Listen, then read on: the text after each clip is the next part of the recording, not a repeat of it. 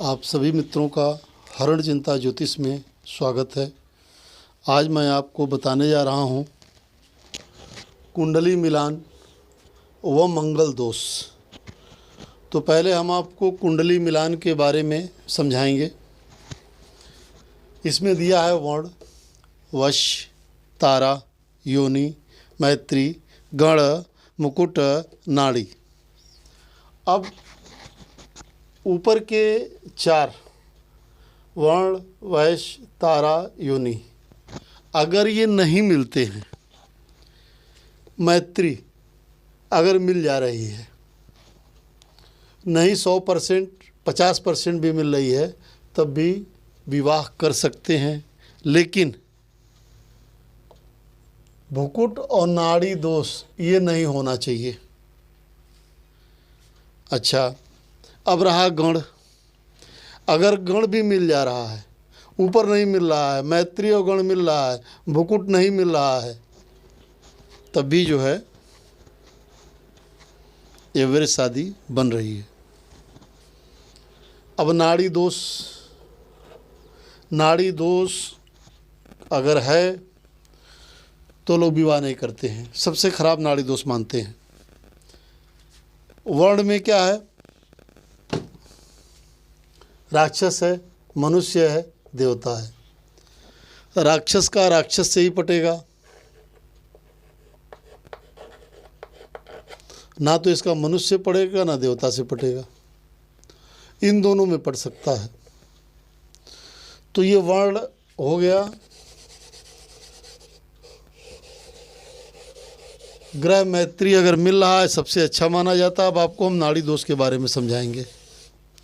नाड़ी दोष में यह माना जाता है यदि दोनों की राशियां अलग हैं, दोनों की राशियां अलग हैं, नक्षत्र एक है और चरण भी उसका दोनों का बदला हुआ, किसी का प्रथम है, किसी का तृतीय हो, द्वितीय हो, तो माना जाता है कि नाड़ी दोष का परिहार हो रहा है। नक्षत्र एक नहीं होने चाहिए। कई लोग तो कहते हैं नाड़ी दोष बहुत ख़राब है, लेकिन बृहद ज्योतिष सार जो है, जो संस्कृत विद्यालयों में पढ़ाई जाती है, उन किताबों में देखें तो आपको इसका सही उत्तर मिलेगा। 182 नंबर पे उसमें नाड़ी दोष का भी बताया है कि यदि नक्षत्र दो हैं, नाड़ी दोष है तो विवाह हो सकता है। नक्षत्र के चरण अलग अलग हैं तो विवाह हो सकता है। अब हम आते हैं आपके मांगलिक कुंडली के बारे में। हम एक कुंडली बना रहे हैं मांगलिक दोष का, उसमें हम बता रहे हैं आपको।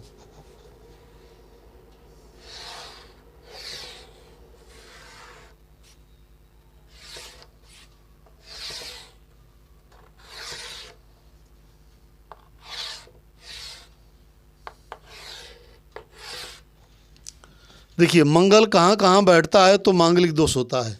मंगल यहाँ बैठेगा, मांगलिक दोष। मंगल यहाँ है, मांगलिक दोष। मंगल यहाँ है, मांगलिक दोष। मंगल यहाँ है, मांगलिक दोष। मंगल यहाँ है, मांगलिक दोष। ये कुंडली में मांगलिक दोष बन गया।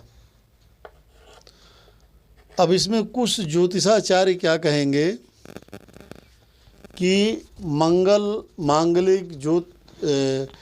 मांगलिक कुंडली का परिहार हो जाता है किन परिस्थितियों में? यदि मंगल यहाँ पे शुक्र की राशि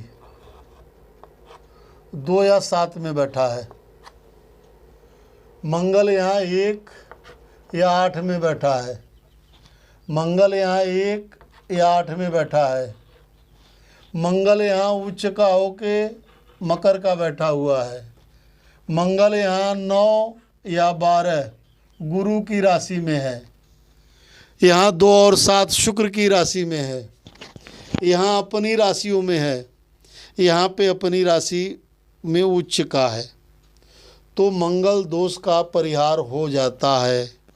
लेकिन यह सत्य नहीं है।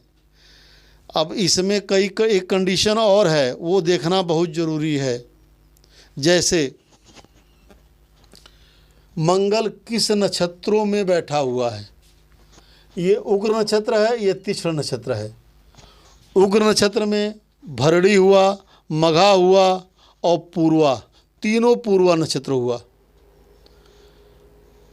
तीक्ष्ण नक्षत्र में आर्द्रा हुआ, अश्लेषा हुआ, ज्येष्ठा हुआ, मूल हुआ। यदि इन नक्षत्रों में मंगल है, इन क्रूर नक्षत्रों में, तीक्ष्ण और उग्र नक्षत्रों में अगर मंगल इसमें किसी भी राशि का बैठा है तो मंगल दोष प्रभावी रहेगा।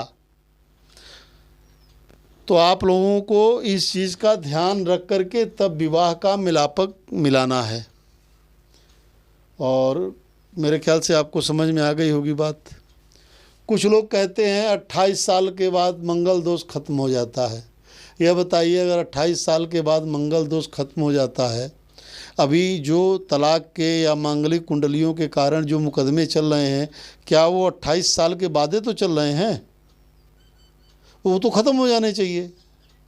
ऐसा नहीं है। मंगल जो है 28 साल के बाद भी मांगलिक दोष खत्म नहीं होता है। मांगलिक कुंडली मिला के करें।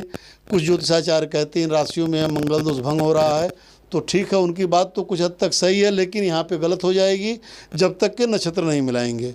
उग्र और तीक्ष्ण नक्षत्र, इन नक्षत्रों को नोट कर लीजिए। भरणी, मघा और तीनों पूर्वा, आर्द्रा, अश्लेषा, ज्येष्ठा, मूल, इन नक्षत्रों में अगर मंगल इन राशियों में भी है तब भी मांगलिक दोष संपूर्ण रूप से लगेगा। मेरी बात समझ में आ गई होगी। हमारे चैनल को आगे बढ़ाएं। आपका कल्याण हो, आपकी सभी मनोकामनाएं पूर्ण हो।